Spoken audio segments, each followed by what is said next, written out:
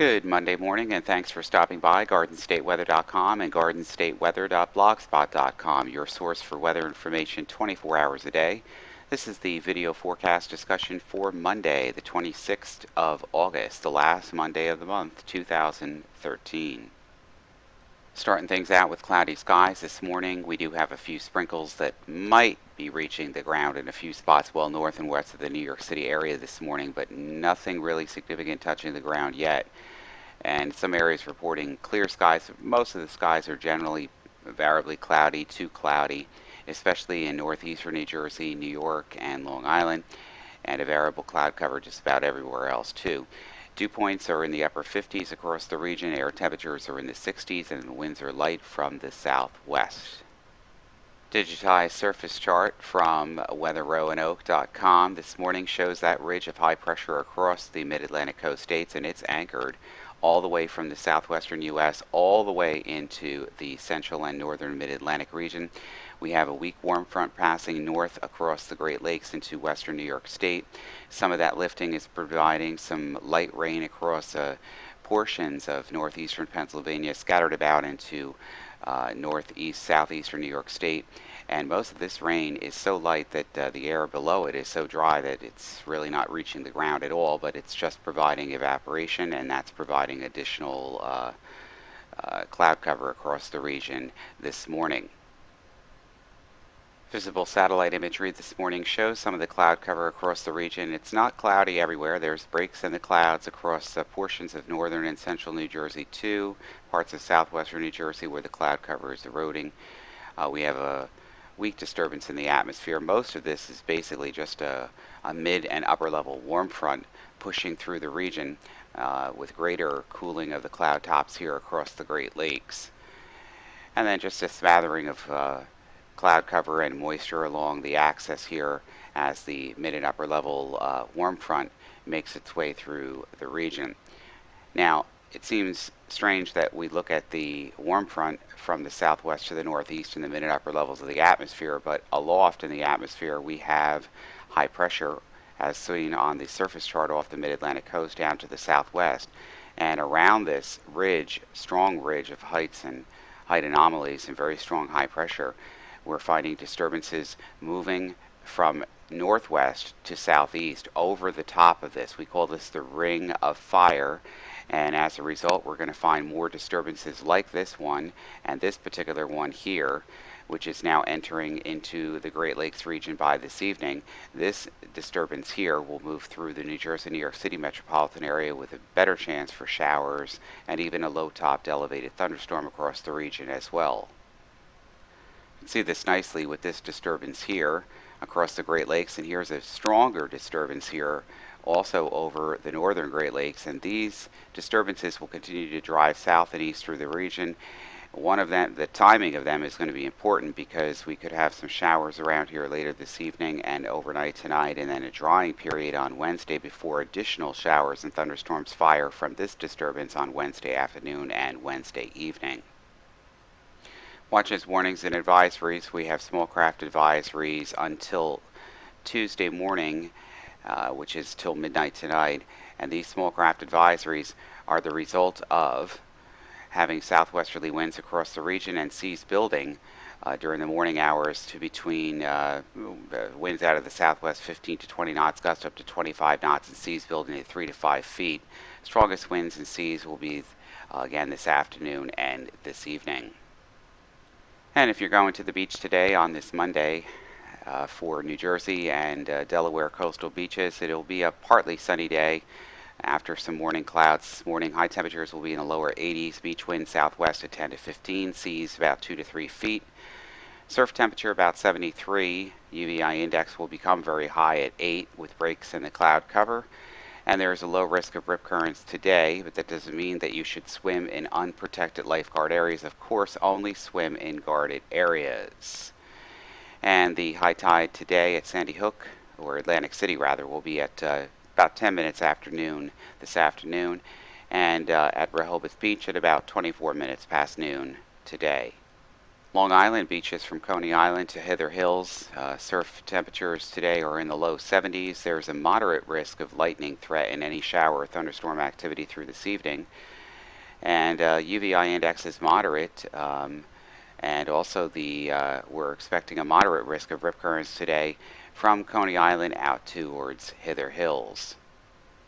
Penn State Wall, NAM Wharf composite reflectivity forecast going forward. I think this forecast here is not really going to pan out exactly like the modeling is suggesting, with a dying mesoscale convective complex moving through the region very late tonight. We could have some showers and thunderstorms along this region, mainly just some heavy rain, pockets of moderate to heavy rain across southeastern New York, northeastern Pennsylvania, parts of northern New Jersey as this sinks south.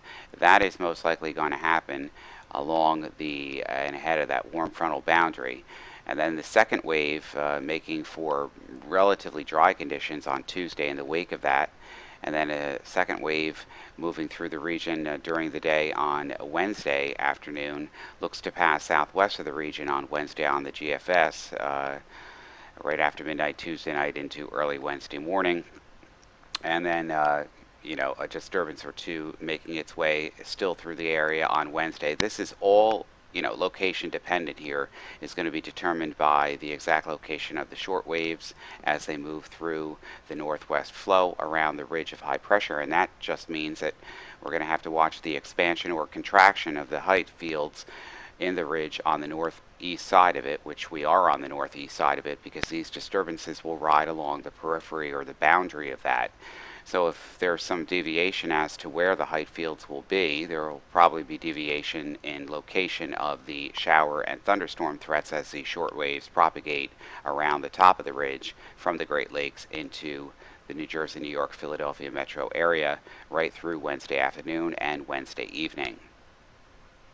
GFF forecast in motion now. High pressure ridge across the region, all anchored very high. Look at these heights here, 588 decameters across the upper Great Lakes, all the way from the southwest to the upper Great Lakes and off the New Jersey coast, with the center of the ridge access here at the surface over the Tennessee and southeastern United States, over the Carolinas and the Virginias here. And as we go through the day on Monday, which is today and it's tonight, disturbances moving through on the northwest side. One disturbance coming through here late tonight into tomorrow morning. A second disturbance here seen over the Great Lakes region early Tuesday morning, very late tonight, early Tuesday morning, moving over the top of the ridge. And as we get through the day and that one disturbance moves through on Tuesday morning, pardon me, I have allergies, then we're going to have the second disturbance move across the upper Great Lakes during the early morning hours on Tuesday, propagate its way into the eastern shores of New Jersey and New York and Connecticut and Long Island, probably by Wednesday evening, early Thursday morning. And that surface wave moving off the coast during Wednesday afternoon. There is still a better chance of some more widely scattered showers and perhaps a low-topped thunderstorm through the region Wednesday afternoon and Wednesday evening. Looks like it wants to develop a surface wave on that and then move that disturbance off. And then the heat ridge is still in place, but the height falls are a little bit lower now as that disturbance has passed. But the ridge is now pushed further back into the central plains. And this makes the next disturbance rounding over the top of the base here, getting into the region.